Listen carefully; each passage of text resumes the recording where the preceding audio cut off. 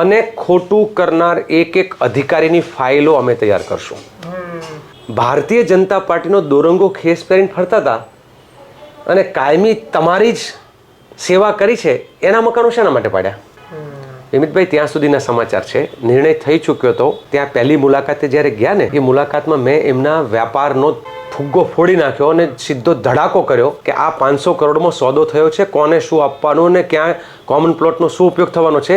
બહુ જ ખાનગીમાં અધિકારીઓ કીધું. કહેવાનું હતો પરમ દિવસે ત્યાં જવાનો હતો તો મને કોઈકે કહ્યું, લાલજીભાઈ, આ લોકો ભાજપવાળા એવું કહે છે કે લાલજીભાઈ આવશે તો અમારી બાજી બગડશે. લાલજીભાઈ, વઢવામાં જે માલધારીના મકાન તૂટ્યા, તેના સ્થાનિકોનું એવું કહેવું છે કે ત્યાં કોંગ્રેસના જે નેતાઓ હતા, જે કપિલ દેસાઈ કરીને છે અને બીજા 2-4 નેતાઓ છે, કે એ નેતાઓના કારણે અમારા મકાન તૂટ્યા, કારણ કે એ તો કોંગ્રેસી હતા ને અને હક અધિકારની લડાઈ લડતા હતા, એટલે એમનો બદલો અમારાથી લીધો, એવું કહેવામાં આવે છે એના સ્થાનિક લોકો દ્વારા.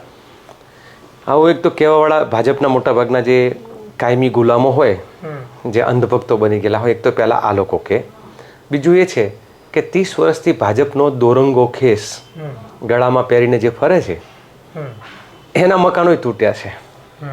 તો તમે ભાજપના અને પાછા સિનિયર લેવલ ઉપર પદાધિકારી હોય અને તોય તમારું તોડી નાખે છે, તમે તમારું નથી બચાવી શકતા અને એનો આરોપ તમે બીજા કોઈ માટે મૂકો. હું કપિલ દેસાઈ હોય, ધનાભાઈ હોય, અમારા વિષ્ણુભાઈ હોય, એવા ત્યાં અનેક બીજા અમારા મિત્રો ભાઈ રાહુલ, રાજુ, બધા ત્યાં લડી રહ્યા છે.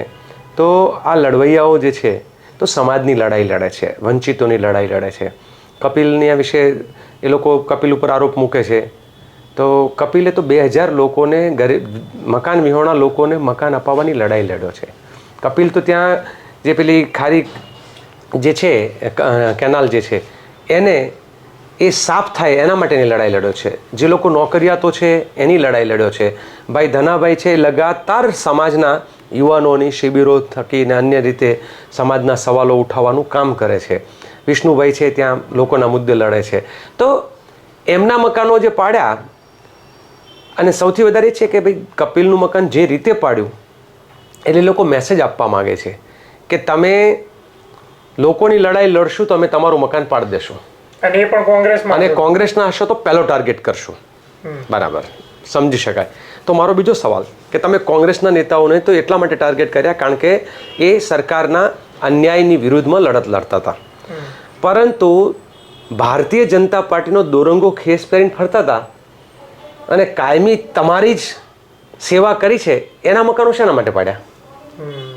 બીજી બાજુ એ પણ એમ કે મને, જેમ કે હું પહેલી વખત ગયો ત્યારે મેં જોયું હતું કે ત્યાં મોટાભાગના લોકોમાં ડરનો માહોલ હતો, પણ ત્યાં ગયા પછી અધિકારીઓને જે મુદ્દે સવાલો પૂછ્યા અને કાયદેસર એની આંખમાં આંખ નાખીને જે મુદ્દાઓની ચર્ચા થઈ તો યુવાનોને ખબર પડી કે આ તો આપણી સાથે ધોખો થઈ રહ્યો છે. આવી રીતે મકાનો પાડી જ ના શકે 24 કલાકની નોટિસ પર. પહેલાં તેમ હતું સરકાર છે પાડી દે, બરાબર. બીજું, મેં મારી પાસે નકશા પણ આવ્યા છે. એ નકશામાં 18 મીટરના રોડ લખેલા છે. કેટલા? 18 મીટરના. કાયદેસર અત્યાર સુધી નકશા નહોતા આપણી પાસે. એ જે ટીપી સ્કીમો જે જૂના વખતની છે એમાં 18 મીટરનો, એને 40 મીટરનું કરવાનું અચાનક સપનું કોને આવ્યું? બીજું, તમે કાલ ઉઠીને જે લોકોની પોતાની સોસાયટી, માલધારીઓની સોસાયટી છે, પોતાની સોસાયટીમાં કોમન પ્લોટનો ઉપયોગ કેમ કરવો? હું જાઉં કે જ્યાં ભાઈ બુલડોઝરવાળા મ્યુનિસિપલ કમિશનરને કહું કે તું અદાણી ટાઉનશીપ બની છે એના કોમન પ્લોટનો ઉપયોગ કેમ કરવો, અને એનો બીજો ઉપયોગ કરે ત્યાં બુલડોઝર લઈને પહોંચી જવાના છે લોકો. તો આ માલધારીઓની ટાઉનશીપ છે.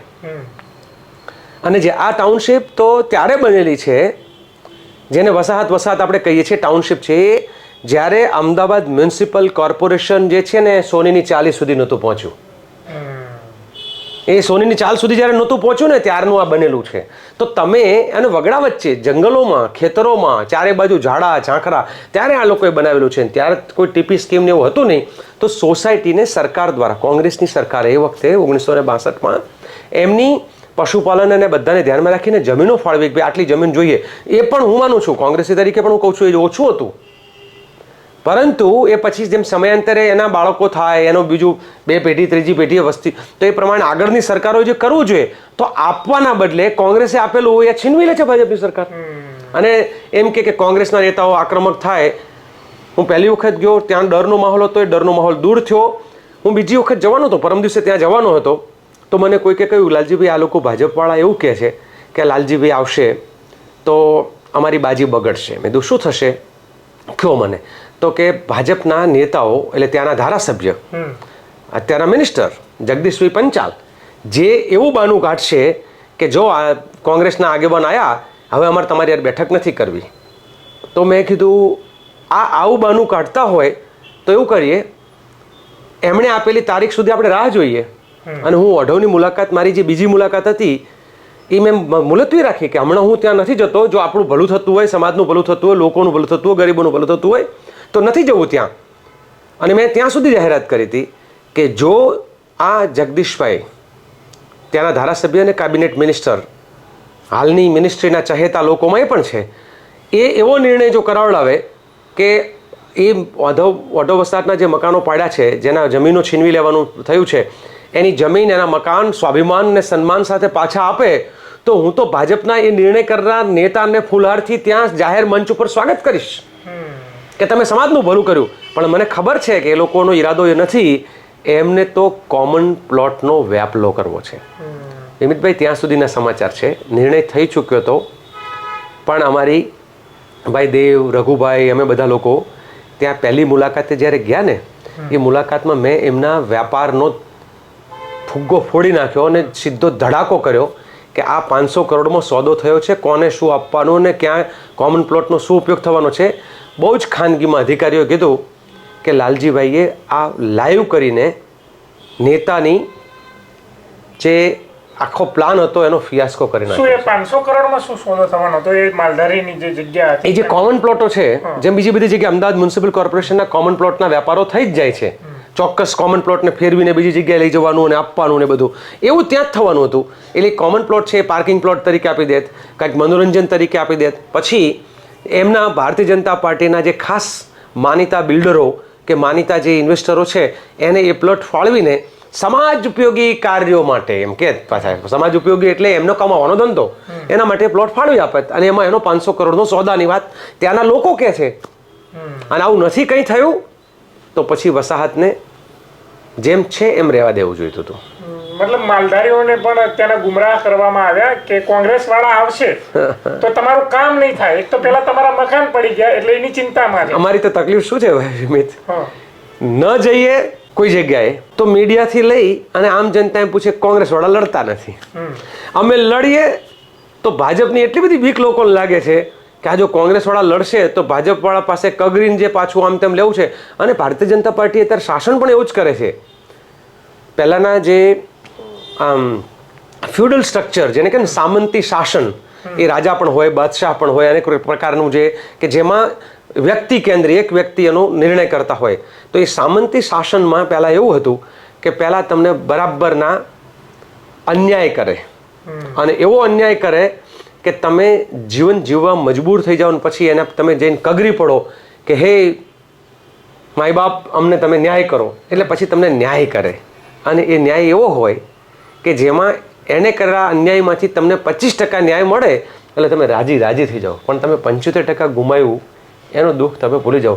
એટલે પહેલાં લાફો મારવાનો અને પછી જઈને પંપાડવાનો કે દોસ્ત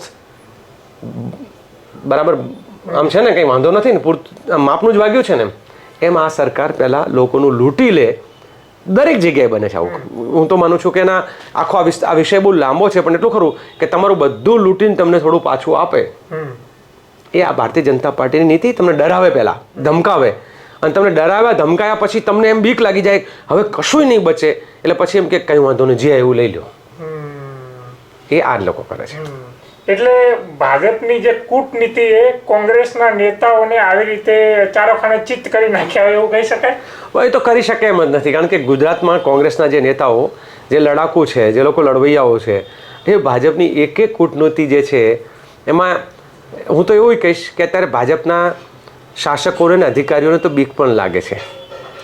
આ મને સાંભળીને થોડું અજુગતું લાગે. બધા લોકોને એમ લાગે છે કે કોંગ્રેસના જે 4-5 લડવૈયાઓ છે ને એ આવવાના હોય ને તો ત્યાં અધિકારીઓ વીસીમાં બેસી જાય છે વિડીયો કોન્ફરન્સ કરવા. અમે ત્યાં પહોંચીએ ને એટલે કેમ કે પૂછી ભાઈ નહીં સાહેબને તો અચાનક ચીફ સેક્રેટરી સાથે વિડીયો કોન્ફરન્સ છે, એટલે બહાર ના નીકળે. અમે કીધું કંઈ વાંધો નહીં, તમારે વિડીયો કોન્ફરન્સ છે ને, અમે અહીંયા રામધૂન ગાશું, વૈષ્ણવ ભજન ગાશું, બેસી જશું, પછી તમે બહાર નીકળશો ને પછી ખબર પડે કે વીસી કોઈ વિડીયો કોન્ફરન્સ નથી, પણ બીકના માર્યા અંદર.